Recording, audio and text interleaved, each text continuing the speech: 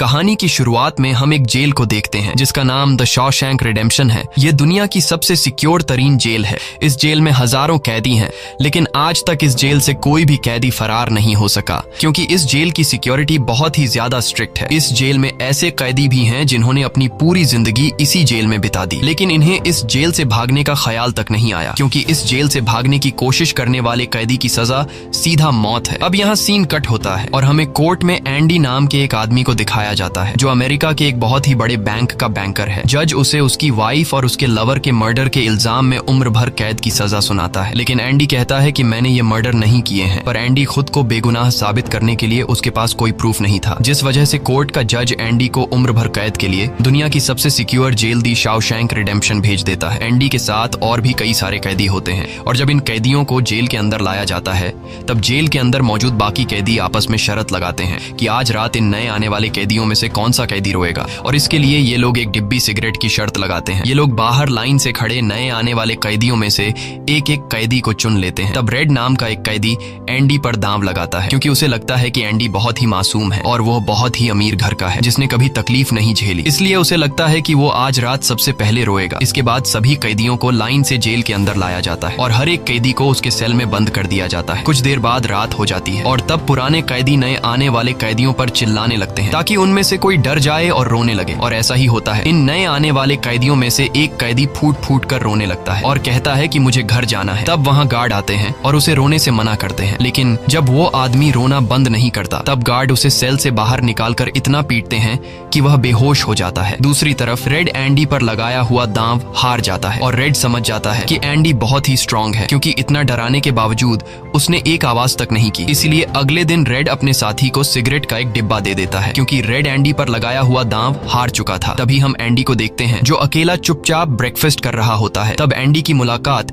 Jail के सबसे पुराने कैदी ब्रुक्स से होती है। ब्रुक्स को यहाँ इस जेल में लगभग 50 साल पूरे होने वाले हैं। एंडी समझदारी से ब्रुक्स से इस जेल के सभी छोटे बड़े रूल्स और हर एक कैदी के बारे में जानने की कोशिश करता है। तब ब्रुक्स एंडी को जेल का हर एक सीक्रेट बता देता है और वो एंडी से कहता है कि अगर तुम्हें जेल के बाहर से कुछ मंगवाना हो तो रेड नाम के कैदी के पास जाना। ये सुनते ही एंडी भी इंतजार नहीं करता और वह सीधा रेड के पास पहुंच जाता है और रेड से कहता है कि मैंने सुना है तुम बाहर से किसी भी चीज को अंदर मंगवा सकते हो। तब रेड कहता है हाँ मैं मंगवा सकता हूँ, लेकिन ऐसी चीज जो यहाँ से भागने या फिर किसी को मारने में काम ना आती हो। एंडी रेड से कहता है कि मुझे हैमर यानी एक हथौड़ा चाहिए। हथौड़े का नाम सुनते ही रेड कहता है कि तुम्हें हथौड़ा ही क्यों चाहिए, क्या तुम हथौड़े से किसी को मारने वाले तो नहीं हो? तब एंडी कहता है नहीं, मैं किसी को मारने वाला नहीं हूँ, मेरा यहाँ कोई भी दुश्मन नहीं है। ये सुनकर रेड कहता है कि तुम्हारा यहाँ दुश्मन तो नहीं है, लेकिन जल्द ही कुछ लोग तुम्हारे दुश्मन बनने वाले हैं। वो कुछ लोगों की तरफ इशारा करके एंडी को वार्न करता है कि इन लोगों की गंदी नजर तुम पर है,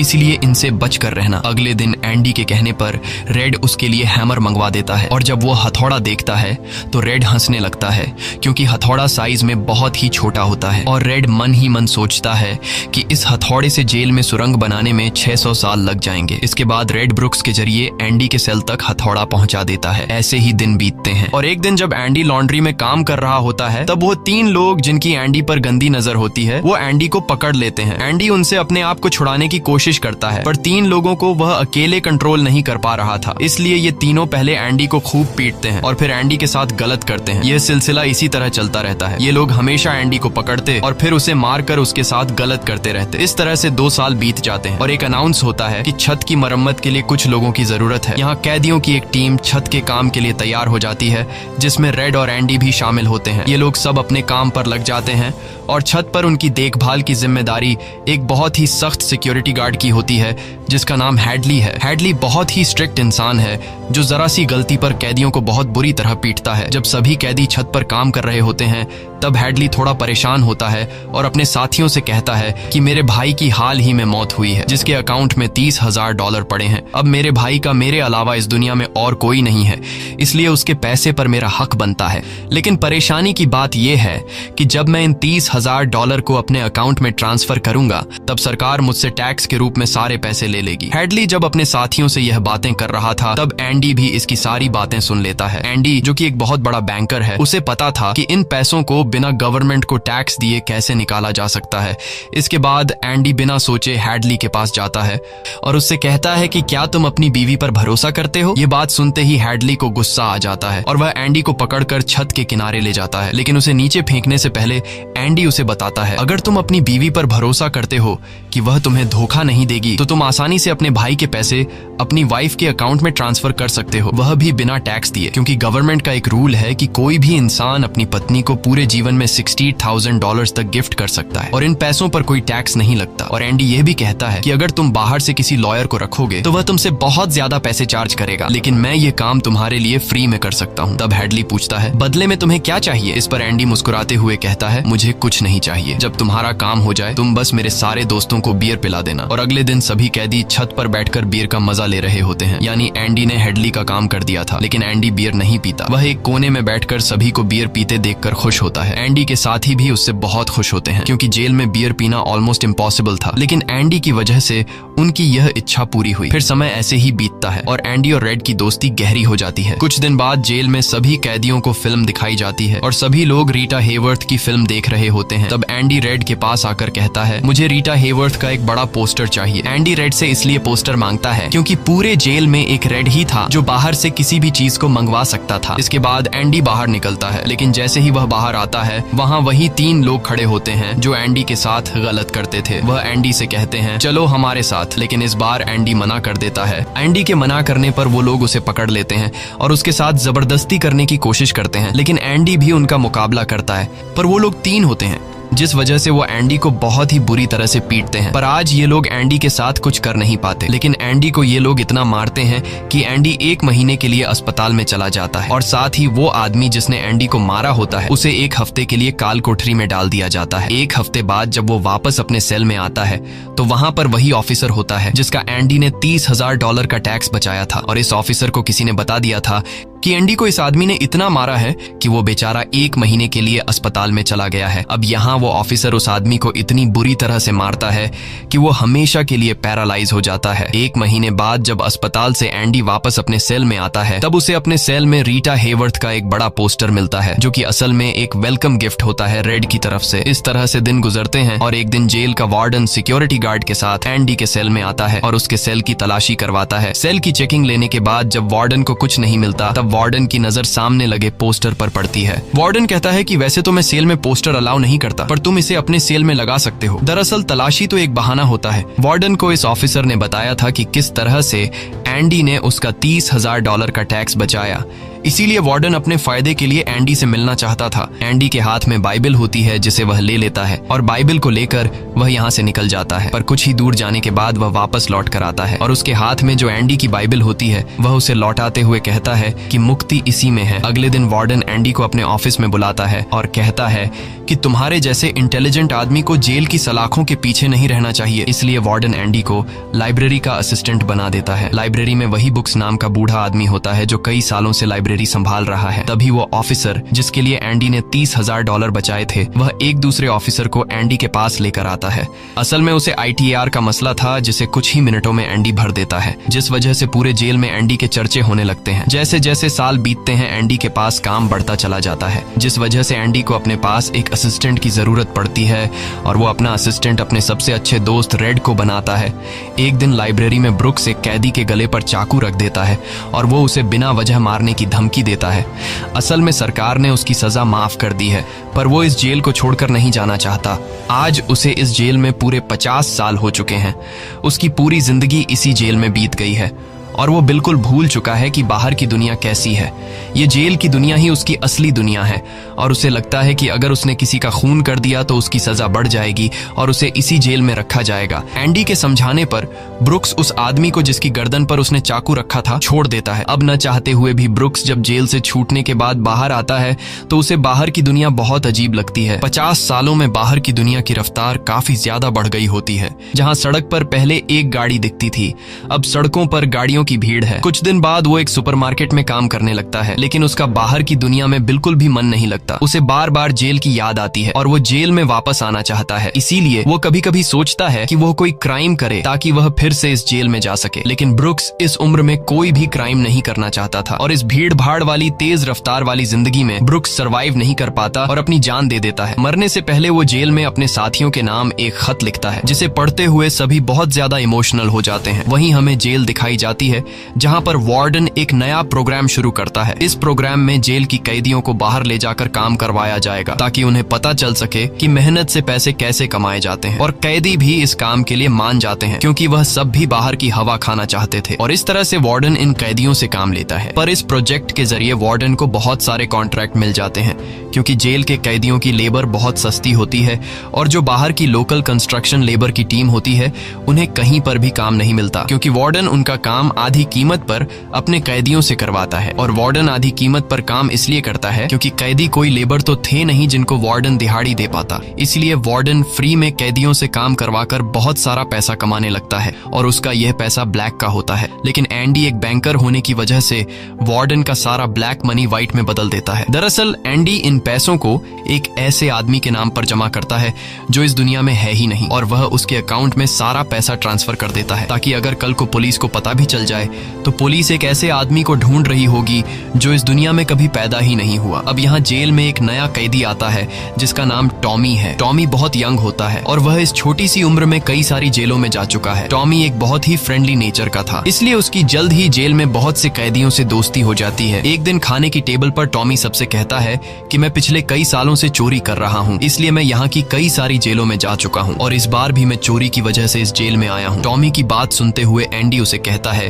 कि अगर तुम चोरी करने के बाद बार बार पकड़े जा रहे हो तो इसका मतलब ये है कि यह काम तुम पर सूट नहीं करता, इसलिए तुम्हें चोरी करना छोड़ देना चाहिए। टॉमी को एंडी की यह बात बिल्कुल ठीक लगती है, इसलिए टॉमी रेड से एंडी के बारे में जानकारी लेने लगता है। टॉमी रेड से कहता है कि एंडी बहुत ही इंटेलिजेंट और डिसेंट इंसान है, उसे जेल क्यों हुई है। रेड उसे बताता है कि एंडी एक बहुत बड़ा बैंकर था, लेकिन उसने अपनी वाइफ और उसके लवर का कत्ल किया, जिस वजह से उसे उम्र भर कैद हुई। यह सुनकर टॉमी सोच में पड़ जाता है, जैसे उसे कुछ याद आया हो। उसके बाद वह एंडी को बुला लेता है। अब टॉमी के सामने एंडी और रेड होते हैं। टॉमी इन दोनों को बताता है कि 4 साल पहले मैं एक जेल में गया था, जहाँ पर मुझे एक कैदी मिला और उस कैदी ने मुझे बताया कि एक रात वह एक घर में चोरी करने गया। चोरी के दौरान उस घर का मालिक जाग गया। अब पकड़े जाने के डर से उसने उस घर के मालिक और उसकी पत्नी को मार डाला। बाद में उसे पता चला कि वो दोनों पति पत्नी नहीं थे बल्कि लवर थे और वो औरत एक बहुत बड़े बैंकर की पत्नी थी। कुछ समय बाद जब मैंने अखबार में न्यूज पढ़ी तो मुझे पता चला कि पुलिस ने जब इन 2 मर्डर्स के बारे में जांच की तो पुलिस को शक हुआ कि इन दोनों को बैंकर ने मारा है। इसलिए बैंकर को उसकी पत्नी और उसकी पत्नी के लवर के हत्या के इल्जाम में गिरफ्तार कर लिया गया। यहाँ हमें पता चलता है कि एंडी बेगुनाह था। ये सब जानने के बाद एंडी वार्डन के पास जाता है और उससे ये सारी बातें बताता है, पर वार्डन जानबूझकर उसकी बातों पर विश्वास नहीं करता, क्योंकि एंडी वह इंसान है जो उसके काले पैसों को व्हाइट में बदलता है और वार्डन के सारे राज जानता है। इसलिए अगर एंडी यहाँ से चला गया तो वार्डन न तो और पैसे कमा पाएगा और शायद उसके ब्लैक पैसों का राज भी खुल जाएगा। इसलिए वह एंडी से कहता है कि यह एक झूठी कहानी है, मुझे ऐसी कहानियां रोज सुनने को मिलती हैं। एंडी वार्डन से वादा करता है कि अगर मैं आजाद भी हो गया तो मैं तुम्हारा राज ही रखूंगा, लेकिन वार्डन एंडी की कोई भी बात नहीं सुनता। यह देखकर एंडी को बहुत गुस्सा आता है कि मैंने इस आदमी की इतनी मदद की, लेकिन आज बेगुनाह होने के बावजूद भी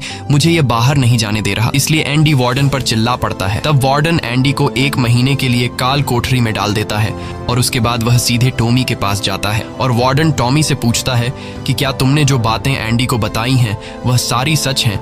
टॉमी कहता है हाँ ये बिल्कुल सच है। इसके बाद वह टॉमी से कहता है कि क्या अगर तुम्हें कोर्ट में बुलाया जाए तो तुम कोर्ट में इस बात की गवाही दे सकते हो। तब टॉमी कहता है हाँ मैं इसके लिए तैयार हूँ। यह सुनते ही वार्डन ऊपर गार्ड को इशारा करता है और वह गार्ड टॉमी को गोलियों से छलनी कर देता है।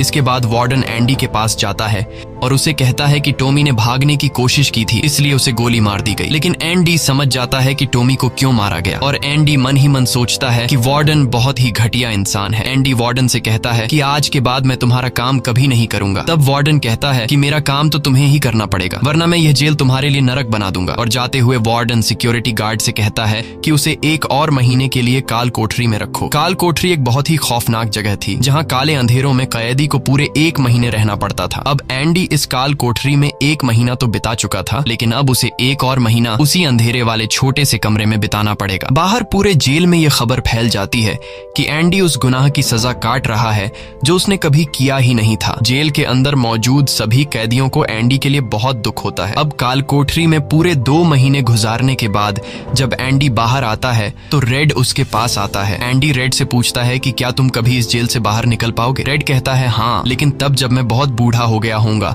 और मेरा दिमाग काम करना बंद कर देगा। एंडी कहता है कि मैं यहाँ से निकलकर मेक्सिको जाऊंगा। मेक्सिको में समुद्र किनारे एक बहुत खूबसूरत जगह है। कहा जाता है कि इंसान अपने आप को वहाँ खो देता है। मैं वहाँ अपना एक रेस्टोरेंट खोलूंगा, समुद्र किनारे अपनी नाव की रिपेयर करूंगा और वहाँ मुझे एक जोगाड़ी आदमी की जरूरत पड़ेगी जो मेरे लिए बाहर से सामान लाया करेगा। असल में वह रेड की तरफ इशारा कर रहा था। रेड ये सुनकर कहता है कि उम्मीद बहुत खतरनाक चीज होती है, ये इंसान को पागल तक कर देती है। तुम्हें सच्चाई की दुनिया में वापस लौटना होगा। मेक्सिको यहाँ से बहुत दूर है। ये कहकर रेड वहाँ से जाने लगता है, लेकिन जाने से पहले एंडी रेड से कहता है कि वादा करो कि अगर तुम कभी यहाँ से रिहा हुए तो मेरा एक काम करोगे। रेड कहता है हाँ, मैं जरूर करूंगा। तब एंडी रेड को एक एड्रेस बताता है और कहता है कि जब भी तुम यहाँ से छूट जाओ तो उस जगह जाना जहाँ एक बड़े मैदान के बीच एक खूबसूरत पेड़ है। उसी पेड़ के नीचे मैंने अपनी वाइफ को प्रपोज किया था। वह रेड से कहता है कि उसी पेड़ के नीचे एक दीवार के अंदर तुम्हें काले रंग का पत्थर मिलेगा जिसके नीचे मैंने एक बॉक्स छिपाया है, और जब भी तुम रिहा हो जाओगे तो वहां जाकर उस पत्थर के नीचे उस बॉक्स को देखना कि उसमें क्या है। यह कहकर एंडी वहां से चला जाता है और सीधा वार्डन के पास पहुंचता है। वह वार्डन का काम पूरा करके उसके सारे डॉक्यूमेंट्स एक खास तिजोरी में रखता है। डॉक्यूमेंट्स रखने के बाद वार्डन एंडी को अपने कपड़े देता है। वह एंडी से कहता है कि मेरे कपड़े प्रेस करवा देना और मेरे जूतों को शीशे की तरह चमका देना। इसके बाद एंडी वापस अपने सेल में आ जाता है। वहीं दूसरी तरफ रेड आज रात बहुत परेशान होता है क्योंकि उसे डर था कि एंडी कहीं खुद को मार न दे। इस तरह से रात गुजर जाती है और सुबह होती है। सुबह होते ही सभी कैदियों के सेल के दरवाजे खुल जाते हैं और सभी कैदी बाहर आ जाते हैं, लेकिन एंडी सेल से बाहर नहीं आता। ये पिछले 20 सालों में पहली बार ऐसा हो रहा था कि कोई कैदी सुबह अपने सेल से बाहर नहीं आया। तब रेड की नजर भी एंडी के सेल की तरफ होती है और रेड की परेशानी बढ़ती रहती है कि कहीं एंडी ने खुद को मार तो नहीं दिया। तभी एक गार्ड बहुत गुस्से में एंडी के सेल की तरफ जाता है, लेकिन वहां पहुंचकर जब वह देखता है तो उसकी आंखें खुली की खुली रह जाती हैं क्योंकि अंदर सेल में कोई भी नहीं था और एंडी वहां से फरार हो चुका था। अब हम वार्डन को देखते हैं जो अपने जूते पहनने के लिए निकालता है, लेकिन उस बॉक्स में उसके नहीं बल्कि एंडी के पुराने जूते होते हैं। और तभी पूरे जेल में सायरन बजने लगता है और यह सायरन होता है किसी कैदी के भागने का। वार्डन तेजी से एंडी के सेल में जाता है और वहां वह देखता है कि एंडी नहीं है। इसके बाद वह सिक्योरिटी गार्ड से कहता है कि जाओ और रेड को बुलाकर लाओ, क्योंकि वह हमेशा एंडी के साथ रहता था। यहाँ पर रेड को भी बुलाया जाता है। वार्डन रेड से पूछता है कि यह एंडी कहाँ है। रेड कहता है कि मुझे क्या पता। इस बात पर वार्डन को बहुत गुस्सा आता है। वह कहता है क्या वह कोई भूत था जो रातों रात यहाँ से गायब हो गया। गुस्से में वार्डन वहाँ पड़े पत्थर उठाता है और उनसे गार्ड्स और रेड को मारने लगता है, और एक पत्थर वह उस पोस्टर पर भी मारता है जो दीवार पर लगा होता है, पर पत्थर टकराकर नीचे नहीं गिरता बल्कि पोस्टर के आर पार हो जाता है। और जब वार्डन उसके अंदर हाथ डालता है तो देखता है कि एंडी ने वहाँ एक बहुत बड़ी सुरंग बना रखी थी, जिसे देखकर सब हैरान हो जाते हैं क्योंकि यह दीवार बहुत मजबूत होती है। बिना मशीन के इस दीवार में सुरंग बनाना लगभग नामुमकिन था, पर एंडी ने नामुमकिन को मुमकिन कर दिखाया और यहाँ से फरार हो गया। इसके बाद सभी गार्ड्स वहाँ जाते हैं जहाँ से एंडी बाहर निकला था। वहाँ उन्हें एंडी के पुराने कपड़े और वह हथौड़ी मिलती है जो आज से 20 साल पहले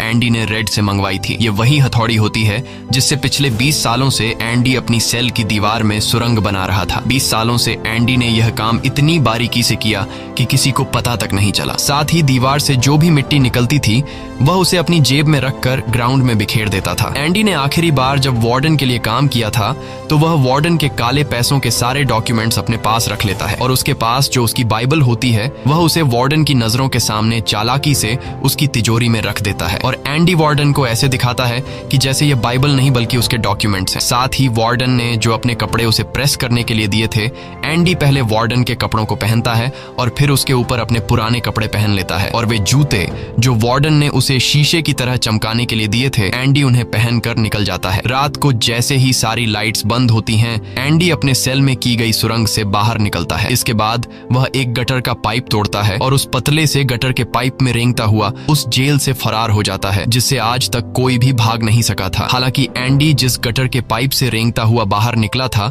वह लगभग 2 किलोमीटर लंबा था। अगली सुबह एंडी उस बैंक में जाता है जहां पर वार्डन का सारा ब्लैक पैसा होता है। ये पैसे एक ऐसे आदमी के नाम पर होते हैं जो इस दुनिया में है ही नहीं। ये सारा डॉक्यूमेंट्स का खेल एंडी ने ही तो बनाया था और बैंक में उस अकाउंट के ओनर का जो सिग्नेचर था वह जेल से एंडी किया करता था। इसलिए एंडी को वार्डन का सारा पैसा निकालने में कोई मुश्किल नहीं होती। एंडी के पास उस आदमी के नाम के सारे डॉक्यूमेंट्स होते हैं, इसलिए एंडी बैंक्स में जाकर सारे पैसे निकाल लेता है और ये पैसे होते हैं $3,70,000। यानी कि एंडी न केवल आजाद हुआ बल्कि वह पैसों से माला माल भी हुआ। और यहाँ हमें पता चलता है कि एंडी जिस दिन से उस जेल में एंटर हुआ था उसी दिन से वह इस काम की प्लानिंग कर रहा था। वार्डन ने एंडी के साथ जेल में बहुत बुरा सलूक किया था और उसने टॉमी को भी मार दिया था, इसलिए वह वार्डन के काले पैसों के सबूत मीडिया को देता है। अगली सुबह यह खबर न्यूज़पेपर में छप जाती है और जब वार्डन तिजोरी खोलकर देखता है तो उसमें उसके डॉक्यूमेंट्स नहीं बल्कि बाइबल होती है। बाइबल के पहले पेज पर एंडी ने लिखा होता है कि तुमने सही कहा था, मुक्ति इसी में है। और जब वार्डन पेज पलटता है